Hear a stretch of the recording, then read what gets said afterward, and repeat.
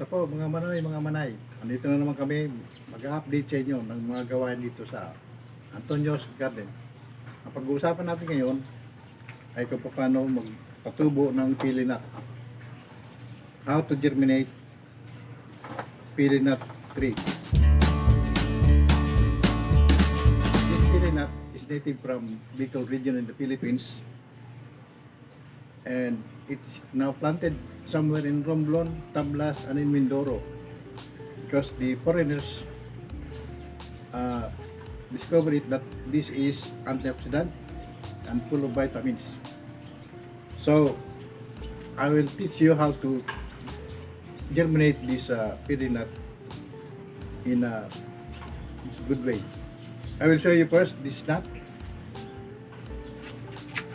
This nut is like coconut that have eyes and also ocasio. And this one is where the nut germinate.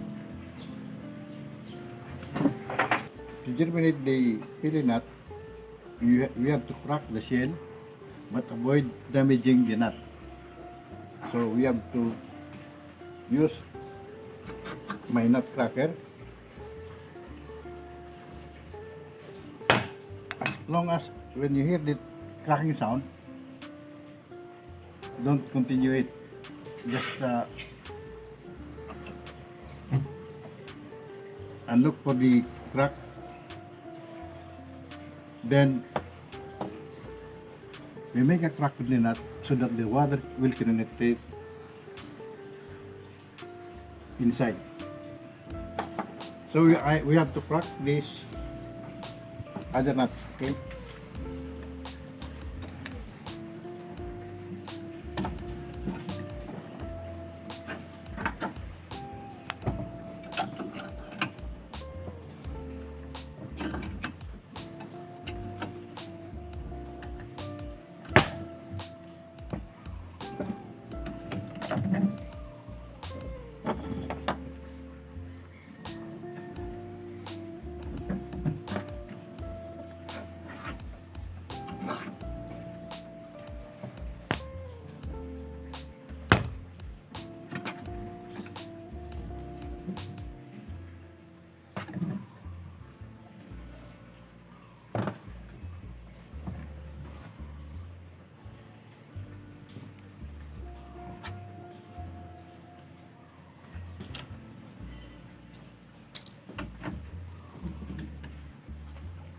After cracking the nut, we have to soak the pili nut in the water for 24 hours so that the water will penetrate inside the shell.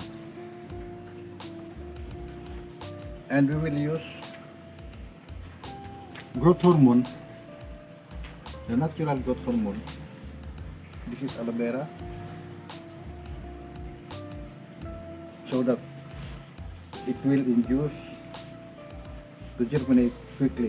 We will plant this in the growing pot.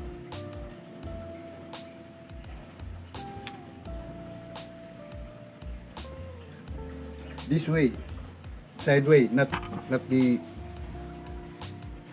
We have to plant it in sideway.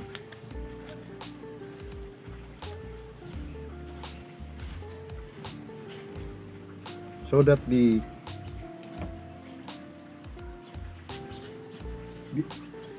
ice of the nut will be on the soil. Okay? Okay na. 1 month later, this will be the result of your pili nut seedlings. Now it started to grow, and also this one also started to grow. Then we have to transfer it in the bigger seedling bag, because the roots of this pili nut is very long. This is a tree. It will become a big tree. We have to transfer this one while there is a katolidon. because this one is the fruit of the, this one is the food of the small tree. See, after 1 month they were able to crack the nut. Now this one also trying to grow, and also this one showing the roots. Yes. Then we have to transfer it now.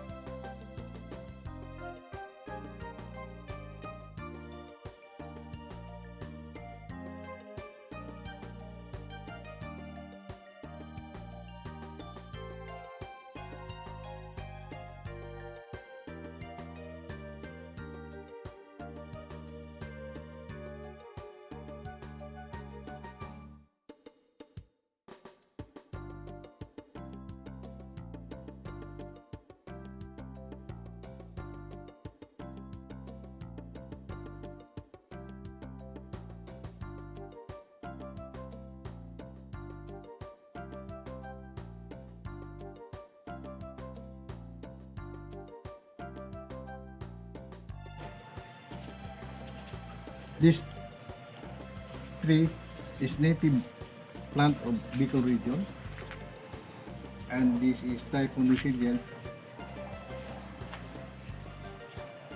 and it will give you a nut. It will give you the sap. The sap is yung dagta, and the sap is being made in Europe for in the use of perfume making.